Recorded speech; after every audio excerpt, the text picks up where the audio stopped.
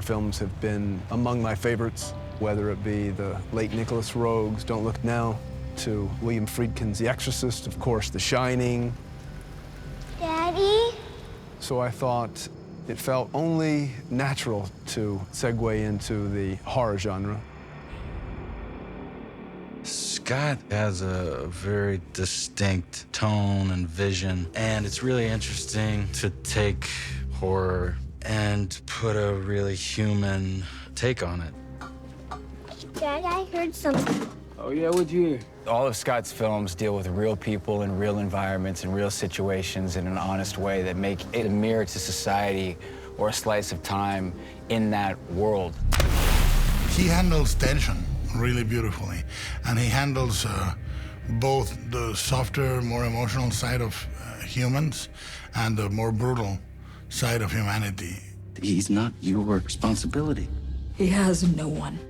He is my responsibility. When Scott approached me for this, horror and this genre is a new thing for both of us. And just after having a conversation with him and things he'd said that Guillermo had said, I just thought it'd be fun to live in their world. What they both have is they both bring artistry to it.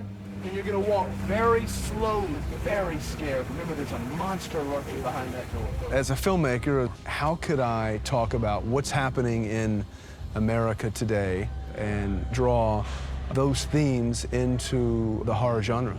Because I think the best horror films generally touch on societal concerns. He responded to the screenplay the right way. He read it, and he started talking about themes, character. You know, I think that the last thing you want is somebody talking about a horror movie in horror movie terms. You want somebody that is trying to make a statement about himself, and the movie seemed to matter thematically to them. JT, stop there. Cut. Check. Got it. The addiction to our natural resources have been quite important to me. Our addiction to greed, our addiction to opioids, and how addiction feeds into our deepest and darkest impulses. That's what the Wendigo represents. Scott's films are typically kind of unblinking, ultra-realistic dramas. And this is that, but it also has a supernatural element. Lucas, you want to read us your story? It's a balance where the more real the movie feels, the more effect the supernatural has an effect on us. One day, Little Bear came home, and Big Bear and Baby Bear were different.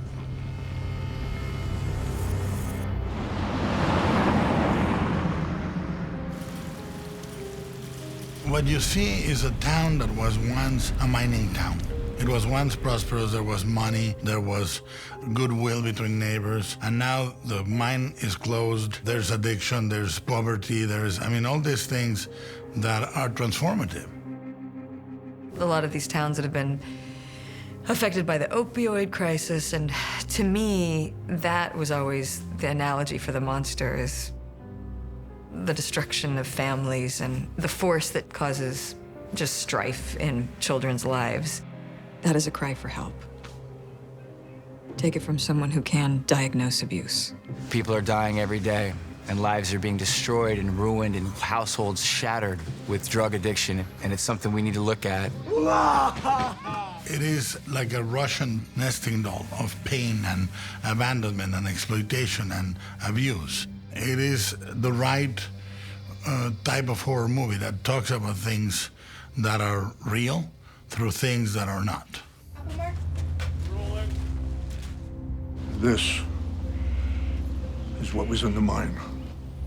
You know, we use the Wendigo myth essentially as a metaphor for what's going on today. So there's the human side of it, but there's also the Earth is angry at what is happening to the Earth. Fires are burning, and places are flooding, and tsunamis are coming, and all those other things. This is a monster with antlers who kind of represents all of that. That is the myth coming down on us. The Wendigo really represents a vindication of nature and a sense of peril at our own risks, whether that be the depletion of our natural resources whether that be addiction to opioids or methamphetamine that unfortunately is ravaging our nation. So it really is, the Wendigo is about us.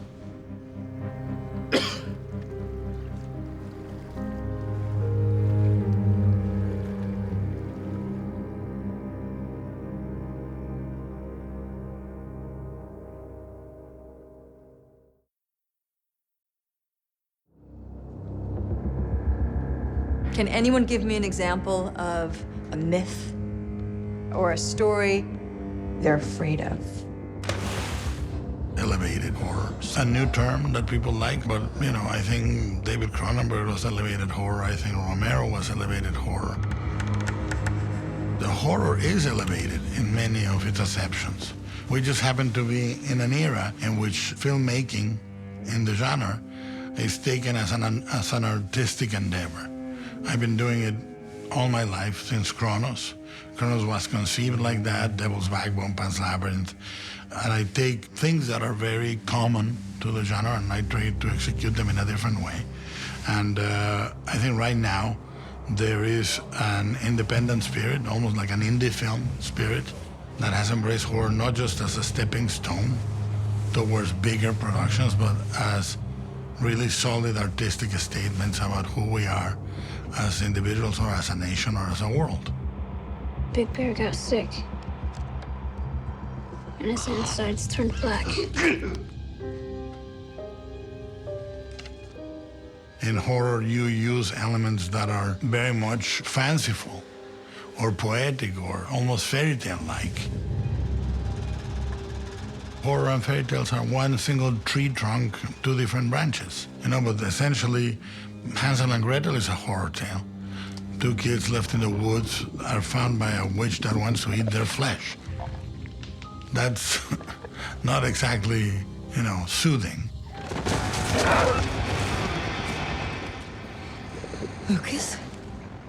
The beauty of a Wendigo or a myth like that is that it can be found in many, many cultures. Different names, they represent different things, they have different specificity, but there's always an elemental spirit that is a guardian of the woods or the representation of human emotion or human spoilage. This is a myth you're talking about. Our ancestral spirits never died. They were here long before we were, and they'll be here long after we are gone. But now they're angry. The importance of myth is that it represents something larger than us, larger than our human pettiness.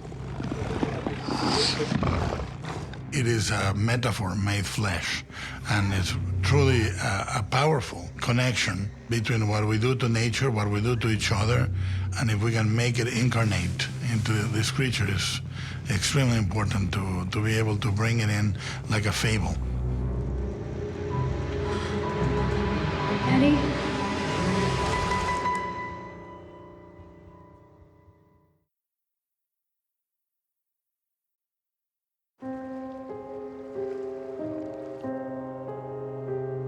The setting for this film, as it is in all of my films, is quite important. I wanted to set it in the dark, mysterious folds of the Oregon mountains, but it was important that I created a town, Sispus Falls, Oregon, that felt like it could be any town in America. It's this northwestern, rundown town that I don't know that it was ever hugely prosperous, but it certainly isn't now. I barely recognize this place anymore. Well, a lot can change in 20 years. What we discussed coming into the film is sort of the state of America, especially small town America. You know, like mining towns, for instance. We basically tried to keep the overall look of the town very earth tones, desperate and dark, sort of clinging to life, really.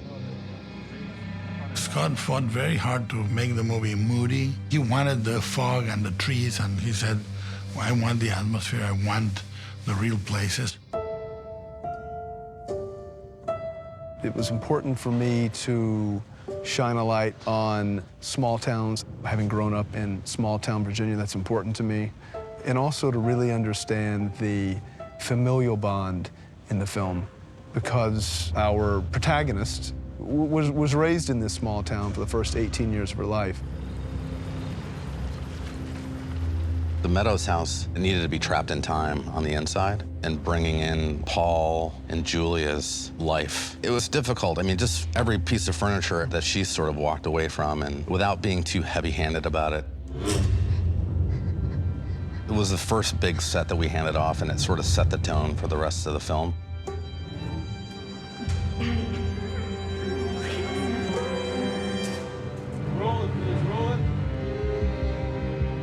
Scott Cooper wanted real, whatever sets that we created or locations that we augmented feel grounded. And so when we do introduce the mythical Wendigo, it's more impactful.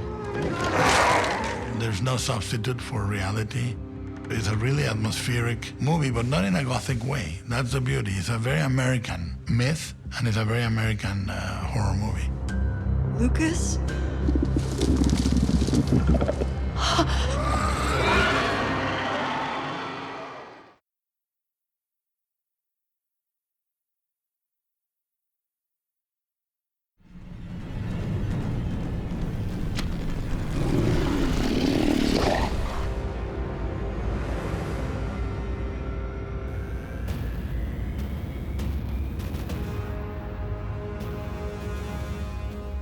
One of the main reasons that I decided to do this film is because of Guillermo del Toro. Guillermo is a master of creating creatures.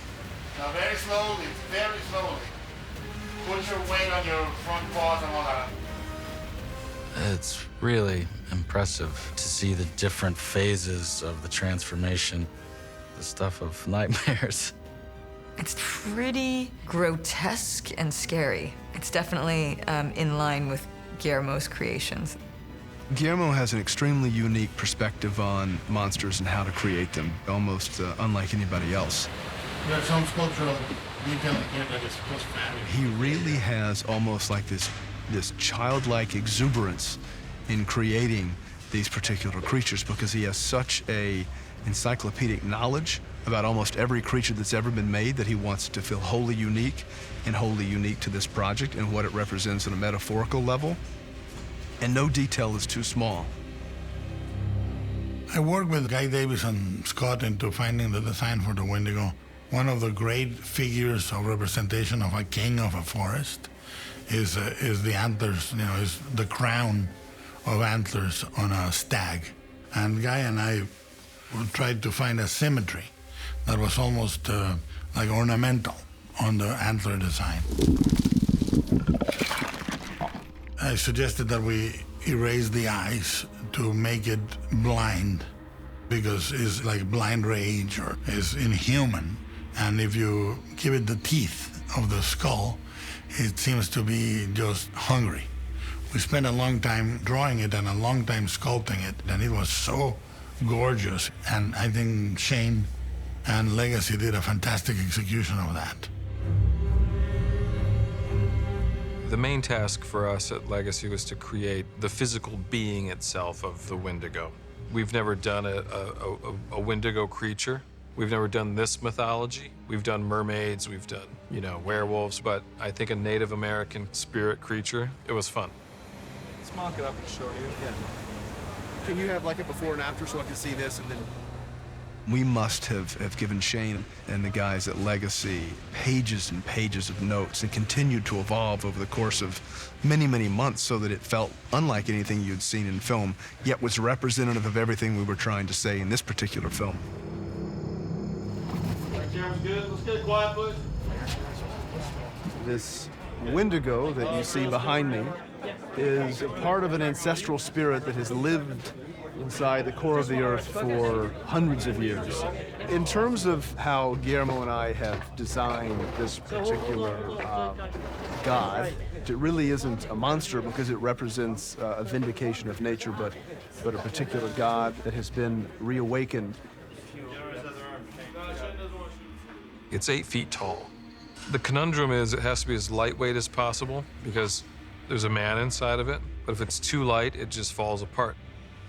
They tried to make it as lightweight as possible, but then the arms go on, and then the legs go on, and the chest cavity And then the headpiece that go on like the shoulder pads on my shoulders, it's roughly around 55 pounds. It's very sophisticated animatronic. It's telemetry-driven head and neck. It's one of the most advanced robotic servo creatures we've done in a long time. When we turn and look to make a move, it'll be like, and turn. I have to know that head's turning, I can hear the servos going, and then I turn. The forearm and the fingers are like almost 3 feet long, so I have to puppeteer those through the suit. We're gonna have certain shots in the movie where parts of the body are digital and parts of the body are the suit performer. I mean, if you blend a puppet with a digital performance, the audience can decide which technique is being used, therefore their brain accepts that it may be real, or at least an operatic character that they can find some awe. Lucas? We have this devastatingly scary but kind of beautiful creature, but he's huge, first of all. And it's so interesting to actually work with a moving creature and not just have to imagine all of it. The Wendigo, it's a mythological creature, but it's kind of like a god.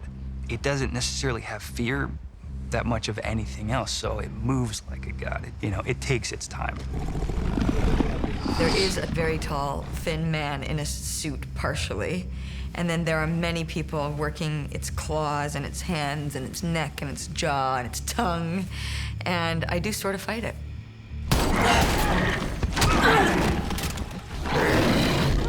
Being able to bring a presence like that into the movement of the character, it's awesome. It's such a dance, and everybody kind of collaborates together.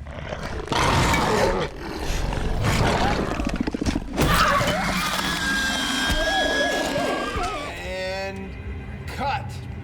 Great, Dorian.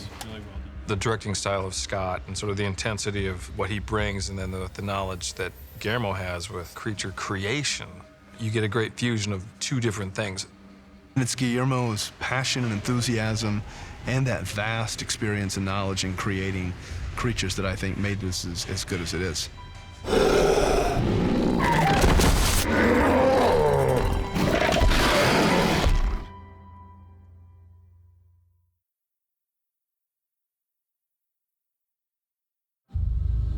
Mazika makweyan, ogi inaga awan, ogi gamodemowan. Myth is a very important part of Antlers because we really unearth the Native American mythology of the Wendigo, which is quite important in Algonquin culture. The Anishinaabe term for Wendigo literally means greed. For us in our communities, any kind of excessiveness of greed is perhaps one of the most heinous things that one could be. Scott and I have had long conversations about the Wendigo is an allegory where there's a spirit or a power or a force that comes to reconcile what the people are doing incorrectly. The Wendigo translates to a diabolical wickedness that devours mankind. It's not only destroying the earth, but abuse.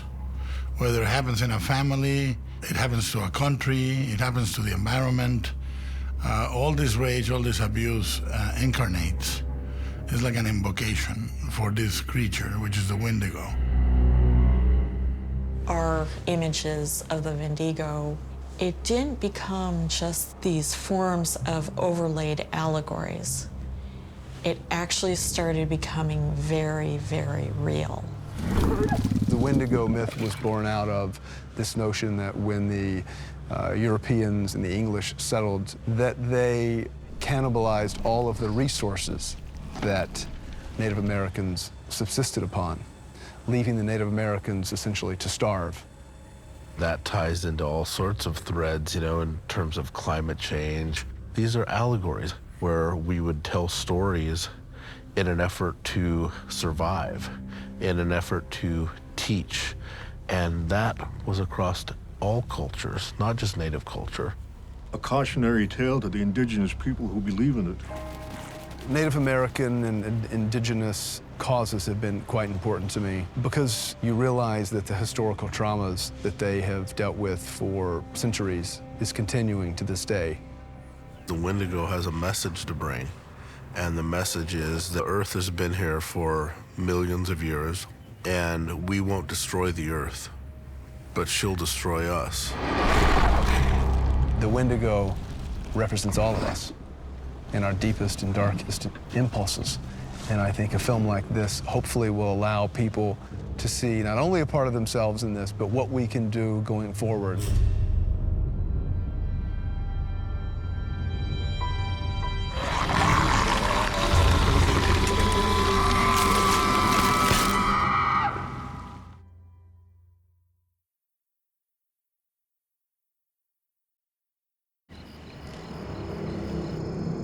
Big Bear got sick, and his insides turned black.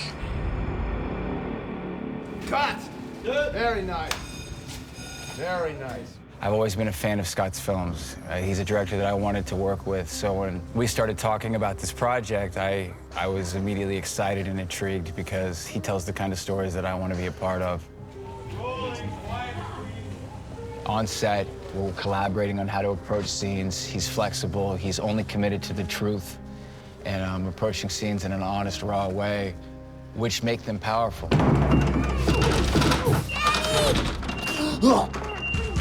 We find Frank in a situation that a lot of individuals find themselves in today's society. People that are at their wits' end, caught up in the opioid crisis, and it's a very serious problem.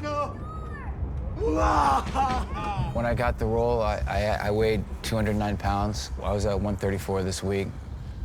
I can honestly say I've never worked harder and longer to physically prepare for something because I knew who I was working with. I knew the story we were telling. I had a vision for it, and I was completely supported by Scott and working with people. It was a 4-month journey. It's what needed to happen. Daddy's very, very sick. You lock that fucking door. No matter what I do, you don't open that door. Frank has so many stages. When we first meet his character, we did a lot of breakdown to his skin, a little bit of sort of meth scarring. And again, his hair and his wigs help create his character and his clothes, and he's lost a lot of weight during the filming or to prepare for this character. So he really wants to be, gaunt and weak, and he's very committed to the process. You gotta realize everybody's sacrificing something. We're all putting a little bit of our blood, sweat, and tears into this thing to honor this story, to honor the imagination of Guillermo del Toro and what he brings to cinema, to step into the shoes of somebody who's gonna be one of his monsters. His monsters are normally fully formed. This was the birth. You get to see where this creature, this monster started from. It is what you live for as an artist. Especially if you're going to do a horror film as an actor, this is the one. It's been a long road for me preparing for this, and it's something that I'll get to walk away from knowing I gave it everything I had. And I worked with the best, and the movie's gonna be damn good. And I know that people are really, really gonna have a fun time watching this, and it's gonna stand the test of time. Big Bear has become more angrier